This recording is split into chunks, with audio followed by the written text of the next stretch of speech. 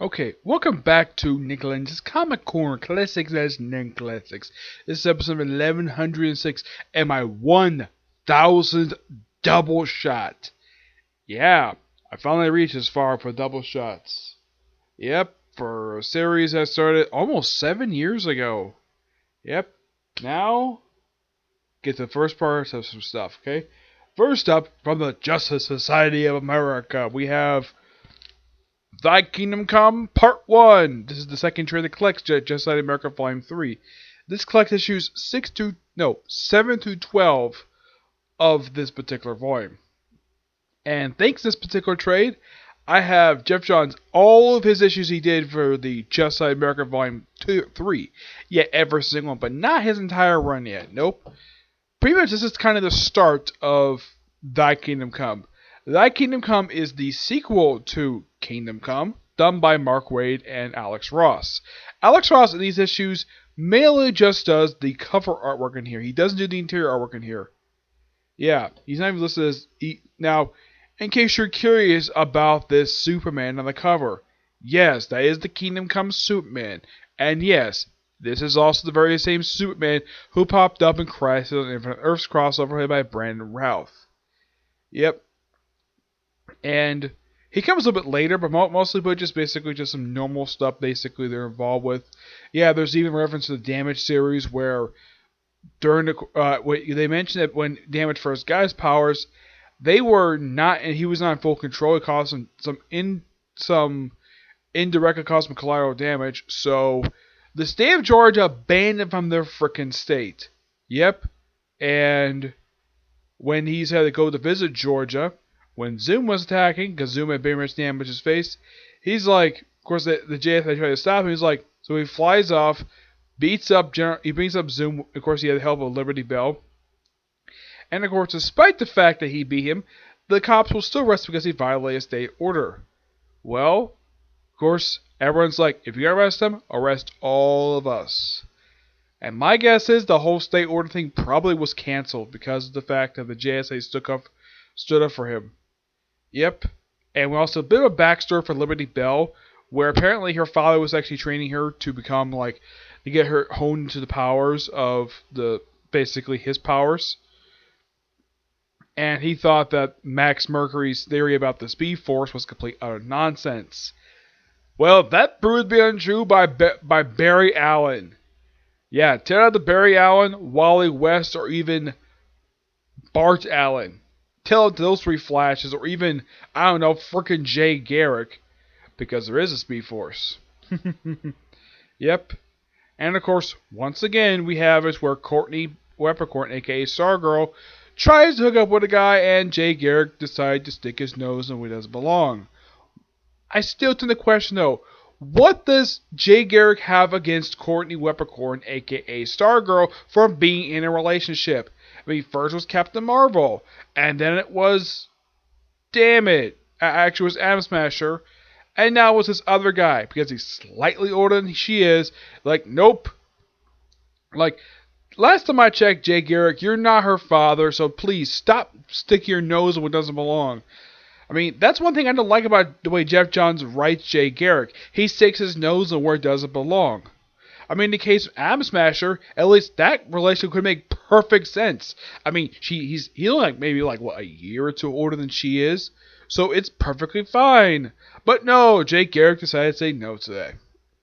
In the case of the whole thing with Thy Kingdom Come, when Superman first shows up, his suit is damaged, though the JSA didn't initially trust him at first, but they do trust him a bit later when he proves to be very, let's just say, very truthful, thanks to the Justice League showing up, proving that, yep, he's not lying, he's telling the truth. And so, and one thing I do appreciate though about Cyclone is the fact they brought this up at the start of the run, where she's a theater major, so she made Superman a new costume. He really likes it. Apparently gave him a new cape too.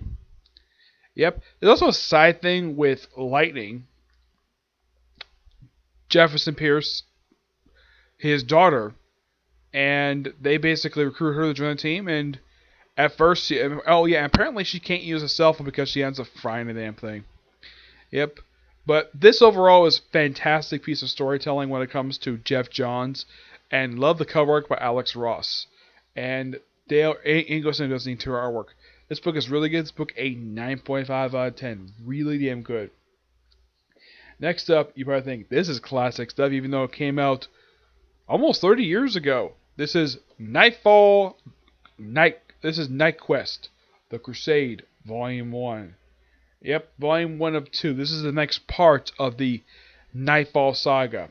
This collects issues of the Detective Comics 667, 670, the first 2 issues of Robin Volume 4, Batman Child of Bat 1920, Batman 501 to 504, and Catwoman Volume 2, Issues 6 through 7.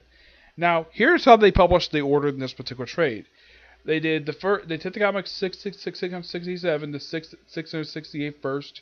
They did those 2 issues first, the 2 issues of Robin. Then we have, I think after that was the Shadow of the Bat issues, 501 to 502 Batman. And then we had the last 2 issues Detective, which was 669 and 670. And then we had Catwoman number 6. Then we had Batman 503 to 504. And Catwoman number 7. That's pretty much how it was. This is the start of pretty much John Paul Valley's time as Batman. Now, the thing with Robin is, that is actually the start of a 183 issue run for Robin that would continue from this point forward up until 2009. Catwoman, who had started just prior to Nightfall, even after the Nightfall saga is pretty much over with, her series continues until 2001 when it ends at issue 94. Now, what about the other series? Well, Detective Comics Batman would basically continue publishing normally up until 2011 until they were relaunched. But what about Batman Child of the Bat? This surprisingly also ended in 2000. This actually ended just prior to Catwoman. Yeah, this one managed to last about 74 more issues before it ended. While Catwoman managed to last for almost 90 more issues. Yeah. Though in the case of Batman Child of the Bat, it's a 2-part called The Tallyman. Of course, it's the cover artwork by Brian Starfleeze. Yeah, it's just a quick little 2-parter with a taking on a villain called The Tallyman.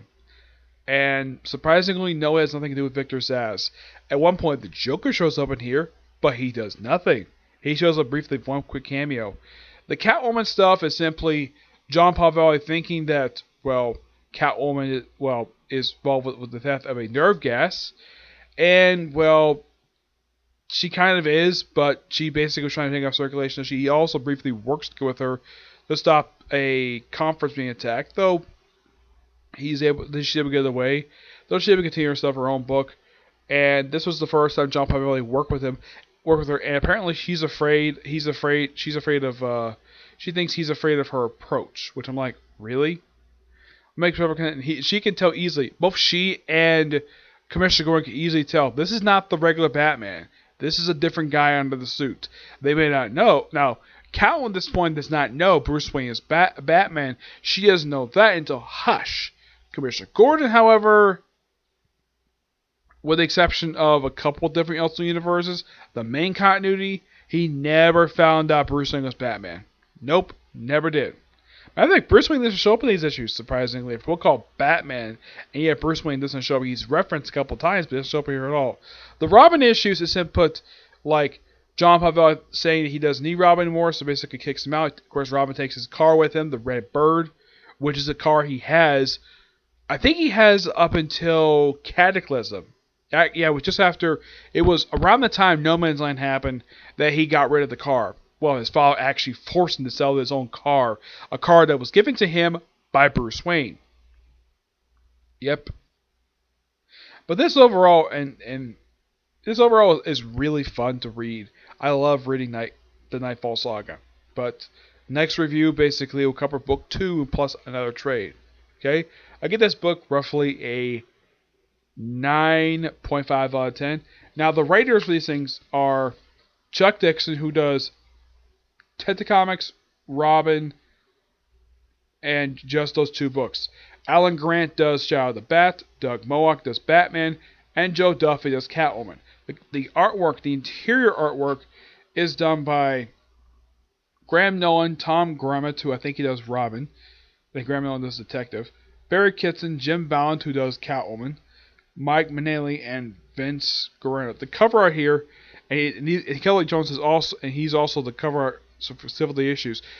Kelly Jones and Alan Perocchi. That's who does this wonderful cover art. Yep. Fantastic book. I do recommend Nightfall. It's a great event. One guy, basically, who I haven't spoken to in a few years, he says this event is overrated. I don't think so. I love this event. And it was proven to be the first ever Batman crossover that pretty much led the way for future crossovers for years to come for Batman.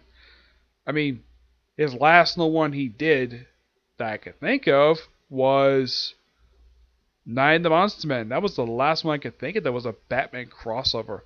But that was back in 2016. That was 4 years ago. As far as I know, they haven't done a Batman, like, crossover all the Bat books. They haven't done that in quite some time. Yeah, but not much else to say about this book. Really good. Thoroughly enjoyed it. And I can't wait to read and later on review book 2, which I have. I got it recently, okay? Oh, and I should also point out something about this book here. I actually ordered this book twice. Because the first time I got it, they sent me the wrong book. I am not kidding about that. They sent me the wrong book, so I returned it, and then I ordered it again, and I got the right book. And this is the hardcover version, yes. Yeah, hardcover version. Yep, it's a hardcover. And of course, this, paperback. Yep, paperback. I got this one, the JSA book I got from Amazon.